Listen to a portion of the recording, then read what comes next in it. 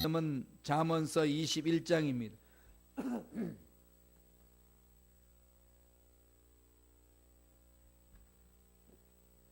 잠언서 21장 1절에서 4절까지 말씀이 되겠습니다. 잠언서 21장 1절로 4절의 말씀 다 같이 한 목소리를 합독하시겠습니다. 왕의 마음이 야훼의 손에 있음이 마치 봇물과 같아서 그가 임의로 인도하시느니라. 사람의 행위가 자기 보기에는 모두 정직하여도 야훼는 마음을 감찰하시느니라. 공의와 정의를 행하는 것은 제사 드리는 것보다 야훼께서 기쁘게 여기시느니라. 눈이 높은 것과 마음이 교만한 것과 악인이 형통한 것은 다 죄니라. 아멘. 이 말씀으로 왕의 마음도 야훼께 있다라는 제목으로 은혜 말씀을 나누겠습니다. 왕의 마음 야훼께 있다는 거죠. 오늘 21장의 말씀은 이 왕의 마음에 대해서 설명을 합니다. 한나라를 통치하는 왕이고, 오늘날 말하면은 하나님을 믿는 자녀들의 마음을 베드로전서 2장 9절에 뭐라고 표현했나요? 왕 같은 제사장이다. 예수 믿는 저와 여러분의 향한 마음, 가지고 있는 그 마음에 대해서 오늘 말씀을 던져줍니다. 이 세상에서 그 옛날에는 마음대로 할 수 있는 사람이 있었습니다. 그 사람이 누구죠? 왕입니다. 왕이죠. 군사도 마음대로 할 수 있고 나라의 재정도 마음대로 할 수 있었습니다. 마음대로 쓰는 거죠. 사람들 죽이고 살리는 것도 다 왕의 말에 달려 있었습니다. 오늘날 대통령 군주라 할 수 있는 독재자들하고는 비교할 수 없을 만큼의 권력을 쥐고 있었고 나라를 좌지우지하고 사람들을 좌지우지했던 그 사람이 왕입니다. 그런데 그 왕도 자기 마음은 자기 마음대로 못한다는 거죠. 마음대로 하는 것 같은데도 그게 참 마음대로 안 된다는 겁니다. 관리가 안 된다는 거죠. 다스려지지 않는다는 겁니다. 그래서 오늘 하나님 말씀 속에 우리에게 던지는 메시지는 이 왕의 마음도 누구 손에 있을까요? 하나님 손에 있습니다. 저와 여러분 마음 누구 손에 있나요? 하나님 손에 있습니다. 다시 말씀드리면 마음은 어느 누구도 자기 스스로 마음대로 할 수가 없는 거죠. 너무 깊습니다. 참 아주 묘합니다. 심리적으로 참 묘하죠. 이런 일을 내가 반드시 해야 되겠다고 그러는데 자기가 못 해내는 마음들이 있어요. 하나님 말씀 안에는 내가 저 사람을 반드시 사랑해주고 품어줘야지 결심 결단하는데 막상 또 그 사람 얼굴 보면 그런 마음이 안 생길 때가 얼마나 많은지 모릅니다. 너 왜 그래? 그래 뭐라고 그러죠? 내 마음 나도 몰라. 내 마음 나도 모르고 누가 아나요? 성경 가르쳐 주죠. 하나님이 아신다. 오늘은 마음대로 할 수 있는 그 왕의 마음도 자기가 마음대로 할 수 있는 게 아니고 하나님 손에 있다는 것을 가르쳐 줍니다. 그러니까 마음에 왕도 근심이 생기고 염려도 생기고 두려움도 생기는 겁니다. 우리가 살펴봤습니다만 잠언서 15장 13절에 보면은 마음의 즐거움은 얼굴을 빛나게 하여도 마음의 근심은 심령을 상하게 하느니라 라고 했습니다. 여러분 신앙생활 하면서 마음의 즐거움이 많으신가요? 아니면 마음의 근심이 많으신가요? 다 이렇게 양쪽으로 막 나눠지지요. 저의 마음을 살펴봤어요. 즐거움이 많은가 근심이 많은가? 근심이 참 많지만 궁극적으로 근심이 변하여 즐거움으로 가는 거죠. 왜냐하면 세상 문제 앞에 놓여 있는 내 마음은 근심이 있어요. 그러나 그 문제를 전능하신 하나님 앞에 가까이 가면은 근심이 즐거움으로 바뀝니다. 그럼 제가 이제 성도님들 섬길 때에 성도님들의 근심이고 슬픔이 있으면 그것이 나의 근심이고 나의 슬픔이 되고, 그러니까 그렇게 느끼니까 하나님 앞에 나와서 몸부림치고 부르짖는 거죠. 직장 생활이나 사업하시는 분들이 힘들어하고 어려운 일이 있으면 저 마음도 힘들어지고 어려워지고 그래서 하나님께 매달립니다. 그래서 일이 잘 풀어지면은 괜히 즐거워요. 이게 영적으로 하나가 되어 있는 상태 속에서 느끼는 것 아니겠습니까? 그런데 오늘 성경은 마음의 근심은요, 뼈를 상하게 한다고 그랬어요. 심령을 상하게 한다고 그랬어요. 즐거움은 어떻게 한다는 거죠? 양약이 된다. 아무리 보약을 많이 먹어도요, 근심 걱정이 마음을 사로잡으면은요, 뼈가 녹아요. 그러니까 그 보약이 필요가 없다는 거죠. 그럼 어떻게 해야 되겠어요? 먼저 마음에 즐거움이 있으셔야 돼요. 야채만 먹어도 마음이 즐거움이 있으면은, 아니 죽을 먹어도 즐거움이 있으면, 라면 한 그릇을 끓여 먹어도 즐거움이 있으면은 그게 다 양약으로 변한다. 그렇다고 매일 라면만 끓여 먹지 마시고. 근데 저는 라면을 되게 좋아해요. 그렇지는 지금 아내가 지금 없기 때문에 너무 즐거워요. 이거 비밀이에요. 말하지 마세요. 어떤 상황이 있든지 마음에 이 즐거움이 있으면은 그것이 양약이 된다는 거죠. 그래서 이 마음을 어떻게 해야 되느냐? 오늘 하나님께서 주시는 말씀이 있습니다. 왕도 마음대로 할 수 없는 이 마음. 성경은 어떻게 말씀하고 있죠? 첫째로 하나님은 우리의 마음을 인도하신다는 겁니다. 하나님이 인도하신다는 거죠. 그러니까 집중해야 돼요. 하나님께. 돈이 인도하는 게 아니고, 내 계획이 나를 인도하는 게 아니고, 명예가 나를 인도하는 게 아니고, 세상 일이 잘 풀리는 것이 내 마음을 인도하는 게 아니라는 겁니다. 누가 인도할까요? 하나님이. 그렇다면은 내가 어떤 상황에 있어도 하나님이 인도하기 때문에 내 마음이 하나님께 있으니까 내 마음은 슬플까요? 즐거울까요? 즐거운 거죠. 그러니까 모든 기준이 거기에 있습니다. 하나님께 있는 거죠. 하나님께 내 마음에 있다는 것을 확신한다면은 하박국 선지자처럼 내가 원하는 것이 내 손에 없단다 할지라도 나는 야훼로 인하여서 즐거워하리라. 이게 우리 신앙인의 가장 기본이 되어야 됩니다. 그래서 사도 바울이 이 진리를 깨닫고 나서 로마 감옥에 있으면서 바깥에 있는 교인들에게 편지를 쓰면서 외칩니다. 기뻐하라. 다시 말하노니 기뻐하라. 하나님이 주시는 기쁨은 어떤 문제 속에 있느냐, 어떤 상황에 있느냐, 이게 달려있지 않다는 거죠. 이 상황에 의해서 마음이 왔다 갔다 하는 것이 하나님의 자녀들의 마음은 그렇지 않다는 걸 가르쳐 줍니다. 말씀을 보겠습니다. 잠언서 21장 1절입니다. 다 같이 우리 한 목소리 천천히 합독하시겠습니다. 왕의 마음이 야훼의 손에 있음이 마치 봇물과 같아서 그가 임의로 인도하시느니라. 하나님이 마음을 붙들어 주신다는 거죠.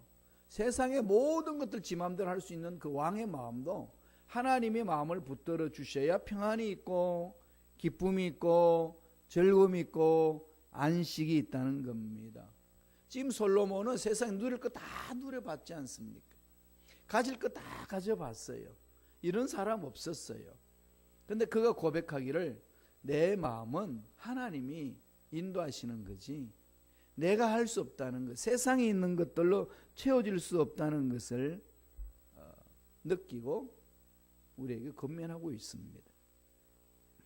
그래서 잠언서 16장 9절에 보면은 이런 말을 합니다. 한번 읽어볼까요? 다 같이 읽습니다. 사람이 마음으로 자기 길을 계획할지라도 그의 걸음을 인도하시는 이는 야훼시니라. 여러 가지 계획이 있어도 하나님의 뜻만이 이루어지고 하나님이 이끌어 주시는 거지 내 계획대로 내 뜻대로 되는 것이 없다는 얘기입니다. 솔로몬이 처음에 왕이 될 때는 얼마나 아버지의 마음을 알려고 노력했습니까? 하나님 마음, 듣는 마음을 달라고 그렇게 부르짖었던 그가 이 세상 가치관에 빠지고 세상 쾌락에 빠지고 세상에 있는 것들로 꽉 채우고 나니까 눈에 보이는 것이 없습니다. 교만한 거죠. 교만할 때에 그는 하나님의 명령을 무시해 버립니다. 그게 열왕기상 11장 4절에 기록하고 있어요. 다 같이 읽겠습니다.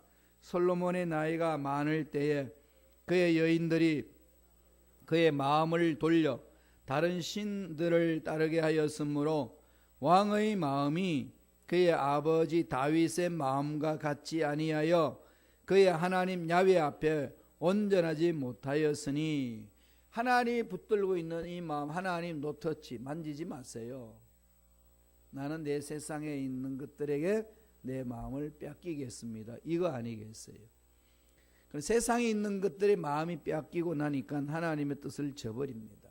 그래서 성경에서 기록하기를 야훼 앞에 온전하지 못하였으니, 열왕기 상하는 신명기에서 하나님 말씀하신 그 관점에서 기록된 것이 열왕기 상하입니다. 신명기에서 기록된 기록이 뭘까요?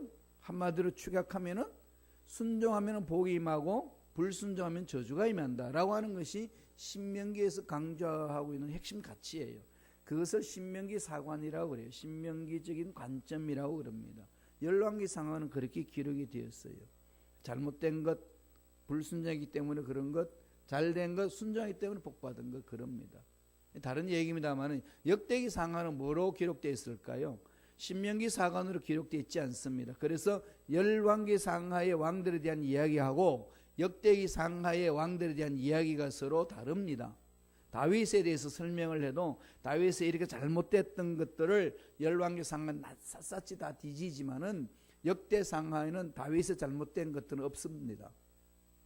선왕이고 하나님께 선택받은 왕이고 늘 하나님의 뜻을 이루는 왕으로 이렇게 미화되어 있습니다. 그걸 가지고 역대기적 사관이다 그럽니다. 이스라엘 백성들이 바벨론 포로 끌려와서 선민의식이 다 잊어버리고 예루살렘으로 돌아온 그 백성들에게 용기를 주기 위해서 기록한 것이 역대기 상하이기 때문에 그들 위로하는 마음으로 다윗 왕조 중심으로 기록한 것이 역대기 상하예요. 그런 관점에서 댁에 가셔서 열왕기 상하하고 역대기 상하를 읽어보세요. 그러면 그 성경 속에 있는 맥을 찾을 수 있을 겁니다. 솔로몬이 나이가 들어가지고 아버지 마음의 마음을 집중해야 되는데 세상 것들이 뺏기니까 다른 데로 간다는 거죠. 저와 여러분 마음도 마찬가지예요. 하나님이 우리 마음을 인도해 주시지 아니하시면 이 마음 못 잡습니다. 내가 왜 이러지? 나도 몰라. 내 마음 나도 몰라. 이게 그냥 툭 터져 나오는 거죠. 세상 사람들처럼. 하나님의 자녀들의 마음에는 늘 이 말씀에서 강조하고 있는 이 말씀에 집중하셔야 돼요. 하나님이 마음을 인도하신다. 두 번째, 하나님은 우리의 마음을 감찰하십니다. 감찰한다. 눈동자처럼 지켜보신다는 거죠. 내가 잘났다고 생각하는 기준에서 내 마음이 관리되지 않는다는 겁니다. 온전히 하나님 기준으로 보는 거죠. 잠언서 21장 2절은 이렇게 말씀합니다. 천천히 다 같이 한 목소리를 합독하시겠습니다. 사람의 행위가 자기 보기에는 모두 정직하여도 야훼는 마음을 감찰하신다. 사람의 마음, 사람의 행위에 의해서 내 행위가 옳다 그러다, 이건 사회 기준이에요.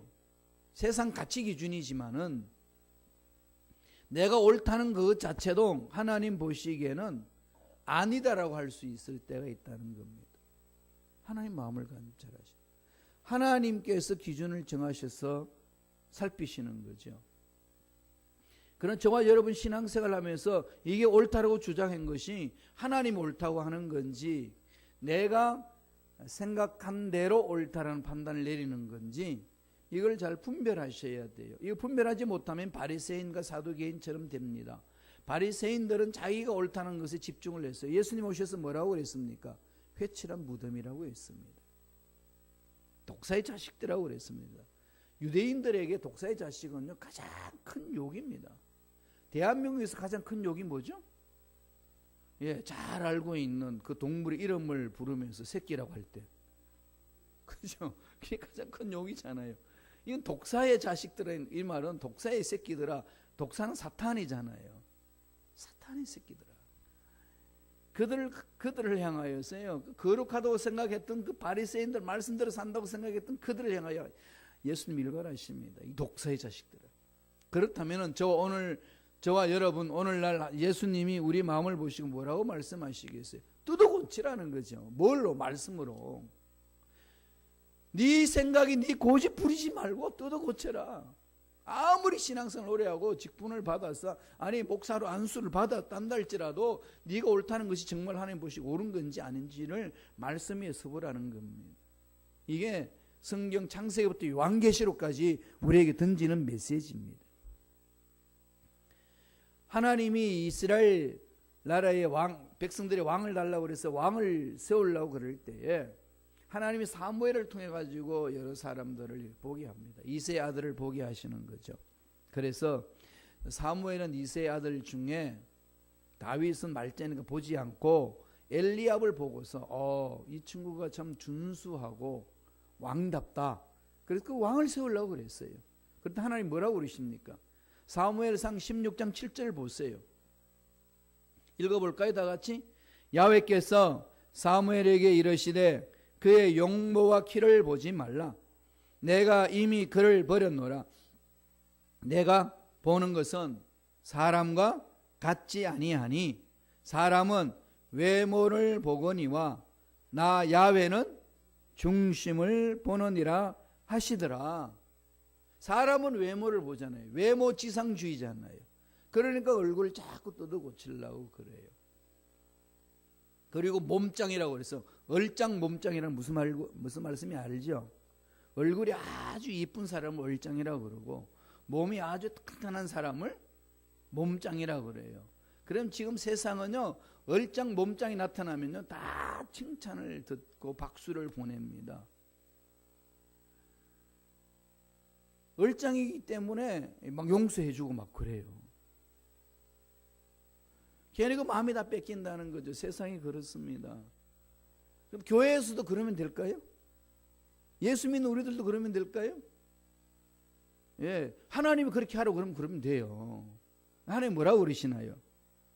나는 사람과 같지 않아도 보는 것이니 사람은 외모를 보거니와 나는 중심을 보신다. 예, 중심을 보신다. 어떤 일을 할 때 그 동기를 보는 거죠. 동기를 보고 그 다음에 그 중심을 봅니다. 하나님은 그 마음의 중심을 추적하시잖아요.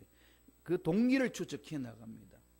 일한 행위 그 자체만을 추적하시는 분이 아니고 그 마음의 동기가 뭐냐를 추측하는 거예요. 이거는 추적하는 거죠. 이거는요 우리 못 숨기잖아요. 사람들은 내 마음의 의도 동기 숨길 수 있어요. 안 보이니까. 안 보이잖아요. 마음속에 있으니까. 그러나 하나님은 그걸 추적합니다. 왜요? 하나님은 그 마음의 중심을 보신다. 그래서 시편 기자는요 이렇게 읊조립니다. 시편 139편 1절에서 4절 깁니다마는 우리 묵상하면서 다 같이 한 목소리 이렇게 했습니다. 야훼여 주께서 나를 살펴보셨으므로 나를 아시나이다. 주께서 내가 앉고 일어섬을 아시고 멀리서도 나의 생각을 밝히 아시오며 나의 모든 길과 내가 눕는 것을 살펴보셨으므로 나의 모든 행위를 익히 아시오니 야훼여 내 혀의 말을 알지 못하시는 것이 하나도 없으시니이다. 날마다 이걸 읊조려야 되지 않겠어요? 하나님이 모르시는 게 없다는 거죠. 나를 창조하셨기 때문에 너 무슨 생각을 하고 있는지, 무슨 생각으로 이 문제를 보고 있는지, 무슨 생각으로 환경을 보고 있는지 다 아신다는 거죠. 의도는 사람들을 숨길 수 있지만 하나님 앞에 숨길 것이 하나도 없습니다. 다 아시죠? 나에 대해서 모르시는 것이 없습니다. 그런데 문제가 무엇일까요? 문제는 인간은 미련하기 때문에 자기 행위가 옳다고 착각한다는 거죠. 나는 신앙생활을 이렇게 오래 해왔으니까 내가 하는 것은 옳은 거야. 고집을 부린다는 거예요. 미련하다는 겁니다. 이걸 빨리 돌아보라는 거죠. 물론 신앙생활 오래 해오셨기 때문에 올바른 길로 가신 분들도 있어요. 그러나 그렇지 못한 분들도 있습니다. 그리고 더 완벽하게 자기 마음이 옳은 기준을 가지고 사는 사람은 없다는 겁니다. 그럼 날마다 회개하고 돌이키라는 거죠. 잠언서 12장 15절에 보면은요, 미련한 자는 자기 행위를 바른 줄로 여기나 지혜로운 자는 근고를 듣느니라. 늘 마음이 열려 있어야 돼요. 그죠? 젊은 사람들이 들려주는 얘기도 귀담아 들을 줄 알아야 되고, 어르신들의 이야기를 귀담아 들을 줄 아는 것이 지혜로운 자의 삶이라고 성서는 가르쳐 줍니다. 마음이 열려 있으라. 마음이 부드러워져야 된다는 거죠. 마음이 딱딱하면은요, 다 경직됩니다. 내 것만 주장하죠. 문제가 된다는 겁니다. 하나님은 우리의 걸음을 감찰하시고 우리의 마음을 감찰하시고 행동을 살피시고 심령까지도 감찰하신다는 것. 하나님 감찰하신다는 것 늘 마음판에 새기라는 거죠. 이 신앙이 무슨 신앙이죠? 하나님 면전 앞에 서 있는 신앙. 라틴어로 코람데오 그렇게 말합니다. 아예 그냥 딱 붙여놓으세요. 냉장고도 화장실에도 집 문 앞에도 코람데오 CORAM 코람 데오 DEO 그냥 발음대로 그렇게 적으시면 돼. 코람데오 하나님의 면전 앞에서 하나님 앞에 쓰임받는 모든 일꾼들은 코람데오 신앙을 가지고 살았습니다. 이게 저와 여러분들이 가지고 있어야 될 신앙이라는 거죠. 마지막으로 우리 마음은 어떻게 관리돼야 될까요? 하나님은 공의로운 마음을 기뻐하십니다. 하나님은 각자 사람들을 찾는데 공의로운 마음, 공의와 정의를 행하는 마음을 하나님 기뻐하신다는 거죠. 이거 잊지 말아야 됩니다. 공의와 정의가 뭔지를 깊이 생각해야 되는 거죠. 이게 논쟁거리가 많이 일어납니다. 이 공의와 정의에 대해서는 하나님이 아주 강조를 해요. 정의로운 사회, 공의로운 사회, 정의롭고 공의로운 직장, 정의롭고 공의로운 사업장 이런 부분들 늘 하나님이 강조하시는 말씀인데 우리는 너무나도 이런 것들을 그냥 헌신짝처럼 버릴 때가 많습니다. 말씀을 보겠습니다. 잠언서 21장 3절입니다. 다 같이 한 목소리로 천천히 읽겠습니다. 공의와 정의를 행하는 것은 제사 드리는 것보다 야훼께서 기쁘게 여기시느니라. 이거 엄청나죠? 이 바리새인들한테 행하는 얘기 같은 마음이에요. 제사를 드리는 게 뭐죠? 오늘날 예배 드리는 겁니다. 하나님이 가장 귀하게 여기는 게 뭐죠? 예배 드리는 거예요. 그런데 이것보다 더 귀한 게 있다는 거죠. 그게 뭘까요? 마음에 공의와 정의가 있어야 된다는 거예요. 공의로워야 되고 정의로워야 돼요. 저도 그것을 대해서 몸부림을 칩니다. 공의롭고 정의로운 것. 어떻게 하면은 하나님 말씀에 있어서 공의롭고 정의롭게 할 수 있을까? 이 몸부림이죠. 사업을 해도 직장에서도 사람과의 만남 속에서도 이 모든 것이 공의롭고 정의로운 마음은 하나님을 기쁘시게 한다는 겁니다. 사무엘이 제사장으로 있으면서 사울 초대왕을 세우고 사울 왕에게 하나님의 음성을 들려주고 그랬습니다. 블레셋이 쳐들어오는데 늘 이스라엘 백성들 하나님께 예배드리고 가지 않습니까? 하나님의 음성을 듣고 전쟁을 치잖아요. 그랬는데 사무엘이 제사를 드리도록 기다렸는데 오질 않습니다. 그랬더니 이 사울이 너무 급한 나머지 전쟁 치러 가야 되니까 사무엘 오기 전에 자기가 제사장직을 수행을 합니다. 왕인데. 근본적으로 뭘 어긴 거죠? 하나님의 말씀을 어겼습니다. 급하다는 이유로. 그랬더니 사무엘이 와가지고 뭐 했습니까? 칭찬했나요? 왕이요. 정말 지혜롭게 잘하셨군요. 이렇게 했나요? 아닙니다. 뭐라고 그랬냐면요. 야훼께서 번제와 다른 제사를 그의 목소리를 청종하는 것을 좋아하심과 같이 좋아하시겠나이까. 번제 드리는 것, 제사 드리는 그 자체를 하나님이 좋아하는 게 아니고 하나님이 원하는 것은 순종입니다. 그래서 순종이 제사보다 낫습니다. 순종이 예배 드리는 것보다 낫습니다. 불순종하면서 예배에 앉아 있는 것 잘못되었습니다. 이렇게 말씀하고 있는 거예요. 그러면 여러분들이 많은 그룹니다. 나 불순종한데 예배 드릴 필요 없네. 예배 드리지 말자. 이게 정말 불순종하는 거죠. 이 말씀을 이렇게 자기 생각대로 마음대로 이렇게 해석하면 안 됩니다. 그러니까 뭘 말씀드리죠? 예배 드릴 때에 늘 순종하는 마음, 불순종하는 마음에 대해서 회개하고 돌아서는 것이 중요하다는 겁니다. 예레미야 선지자가요, 이스라엘 백성들이 죄악을 범하여서 하나님 올바로 서지 못할 때 하나님 말씀을 받아서 이렇게 이야기를 했습니다. 예레미야 7장 8절에서 10절 말씀이에요. 묵상하면서 다 같이 읽겠습니다. 보라, 너희가 무익한 거짓말을 의존하는도다. 너희가 도둑질하며 살인하며 간음하며 거짓 맹세하며 바알에게 분향하며 너희가 알지 못하는 다른 신들을 따르면서 내 이름으로 일컬음을 받는 이 집에 들어와서 내 앞에 서서 말하기를 우리가 구원을 얻었나이다 하느냐. 이는 이 모든 가증한 일을 행하려 함이로다. 공의롭지 못하고 정의롭지 못하게 살면서 거짓말을 밥 먹듯이 하면서 살면서 하나님 전에 와서 하나님 내 예배를 받으시옵소서, 나는 하나님의 백성이고 구원받은 사람입니다 라고 하는 것은 가증스러운 일이라는 거죠. 바리새인들이 그랬어요. 겉은 번들한데 속은 썩어 문드러졌다는 겁니다. 속에는 하나님 말씀을 불순종하고 살고 있고, 말씀은 겉어보지도 않으면서 형식적으로 와가지고 하나님을 섬긴다고 외치면서 저는 구원을 받았습니다라고 하는 것은 가증스러운 일이다 라고 멸망받는 이스라엘 백성들에게 예레미야 선지자가 선포하셨습니다. 이것은 오늘 저와 여러분에게도 동등하게 적용되는 말씀입니다. 뭘 말씀할까요?